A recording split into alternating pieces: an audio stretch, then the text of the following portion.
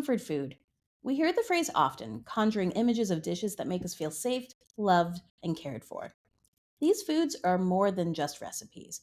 They're memory keepers, pieces of the past that we carry forward, even if we don't always notice. I'm Stephanie Gravalese, and today on Food Stories Told, we're talking about the connection between food and nostalgia, exploring why certain foods feel like home, especially during moments it counts most. For instance, the recent election. We'll journey through flavors that help us find calm, the dishes that remind us of resilience, and the ways in which comfort food can be a quiet act of self love, resilience, and protection. Throughout this episode, I'll be sharing prompts to help you reflect on your own comfort foods and the memories they hold. Feel free to grab a pen and jot them down as we go. I hope they'll encourage you to connect with the foods that bring you comfort and warmth, especially when the world feels a little chaotic.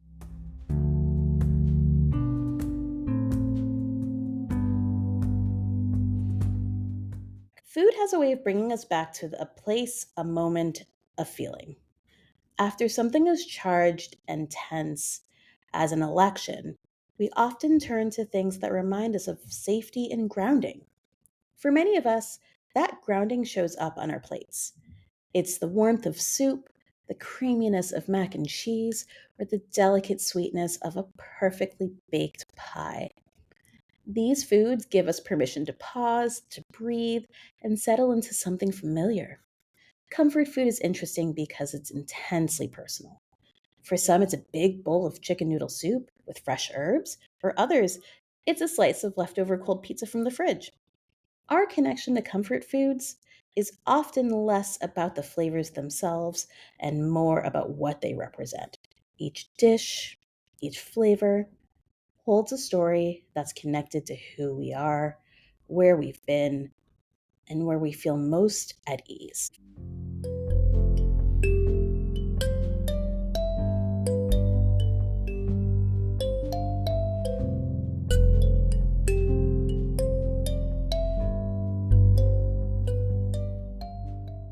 For me, one of my go to comfort foods is a bowl of tuna noodle casserole.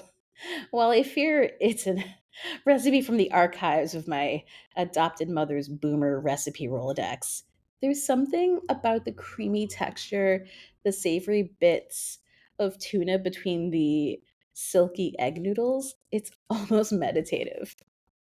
I probably wouldn't have said that when I first had this dish at 8.5, but I look at it fondly today. I remember standing beside my mother, watching her assemble it before it went in for a long bake. While it was simmering, we'd chat about little things, like the flowers she wanted to plant in the garden that summer, or a new recipe she wanted to try. That dish reminds me of those moments, and it takes me back to being a kid again. What dish brings you back to moments with a loved one? Is there a meal that instantly reminds you of someone important in your life?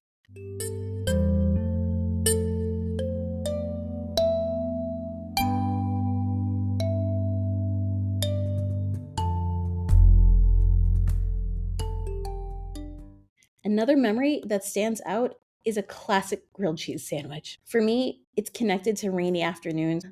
I'd be curled up with a good book, and more recently, a former partner of mine would bring over a hot grilled cheese, perfectly crispy on the outside and gooey inside. The filling was luxurious. Instead of the reliable orange slices of American cheese, this person almost created a stuffed grilled cheese with a mix of hard and soft cheeses simmered down with cream cheese that gives it the thickness to create a delicate layer between two slices of hearty local sourdough. Once they were cooked, the crispy edges held together the tender cheese that was begging to be released. Now, just because the sauce was decadent didn't mean it was heavy handed. The flavors were balanced, reliable, like a cozy hug you can sink yourself into.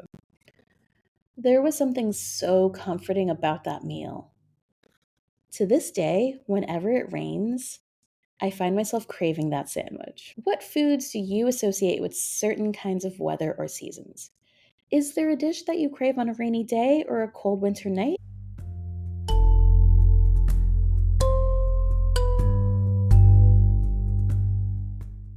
And then there's my ultimate comfort food the past few years, lamb over rice.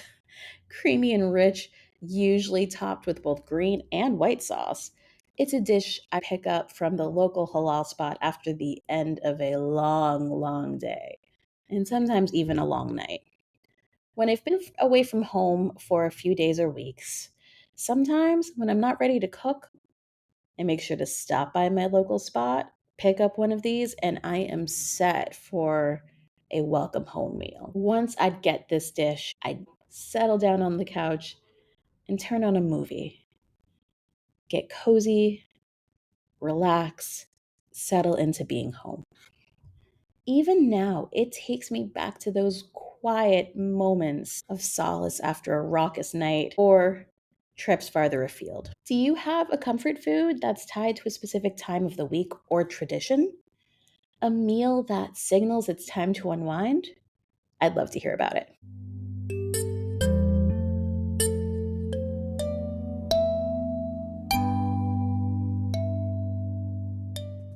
This brings us to the other side of Election Day. Elections can be intense, exhausting, emotional. No matter which way things turn out, it is normal to feel a mix of hope, disappointment, relief, or loss. The day after, when the world feels a bit quieter, we need ways to come back to ourselves. Food offers that return, a way to check in with ourselves and each other, to gather around the table and feel safe. It reminds us of simpler moments, but it also symbolizes resilience. In a sense, comfort food becomes more than just a meal. It's a way of taking care of ourselves, giving ourselves the support we need to carry on. Is there a food you turn to when you're feeling stressed or emotionally drained? What is it about that dish that brings you comfort?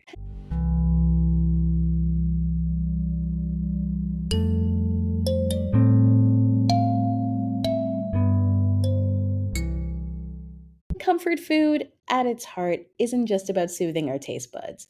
It's providing a sense of protection and love. There's an inherent resilience in these foods, a kind of unspoken promise that we can get through whatever comes our way. When we cook or share these meals, we're creating a space for healing, even if only temporary. We're creating a sense of normalcy and reminding ourselves that no matter what happens, there's a way to find stability and care within food, within our space, within each other. Food becomes a bridge, a way to hold on to things that matter most to us, and a way to be present with our own needs.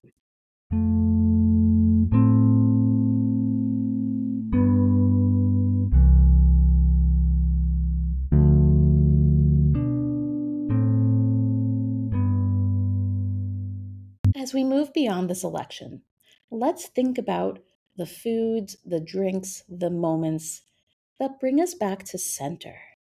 Maybe in the days and months ahead, we'll dive into new recipes or bring back old traditions or gather around dishes that remind us of what we hold dear and who we care for. By cooking these meals, we're not just feeding ourselves, we're creating memories and reinforcing connections. Even simple ingredients can be powerful reminders of love, strength, and resilience. So, what's your comfort food? What foods help you feel at home, no matter where you are or what's going on? Whether it's a bowl of tuna noodle casserole, a decadent grilled cheese, or a nourishing plate of lamb over rice, may we all find ways to fill our plates with warmth and remember that food is often one of the simplest ways to take care of ourselves.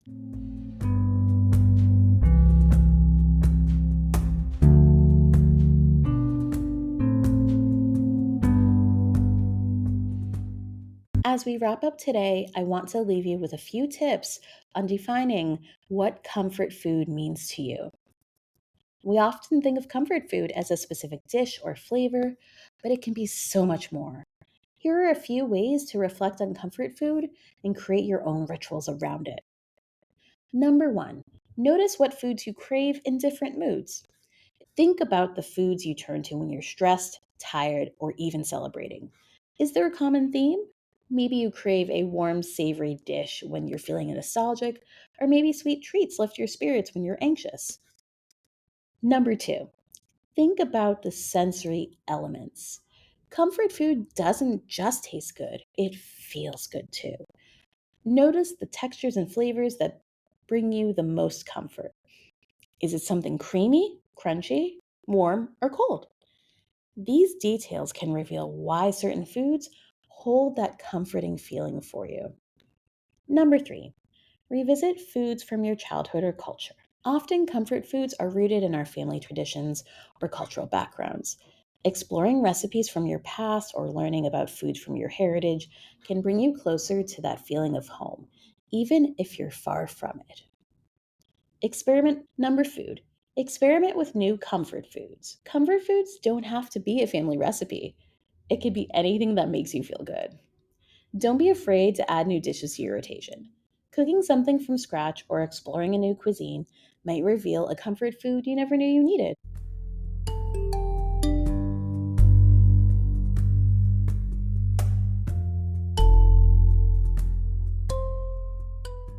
Thanks for tuning in to Food Stories Told. Today we honored the power of comfort food, the nostalgia it brings, and the role in helping us find our footing after big moments. As you go about your day, consider revisiting a favorite dish or trying something new. Find comfort where you need it and savor every bite. This is Stephanie Gravalese, host of Food Stories Told. Thank you so much for listening. And if you like this podcast, don't forget to subscribe on Apple, Spotify, or wherever you're listening. And feel free to leave a review.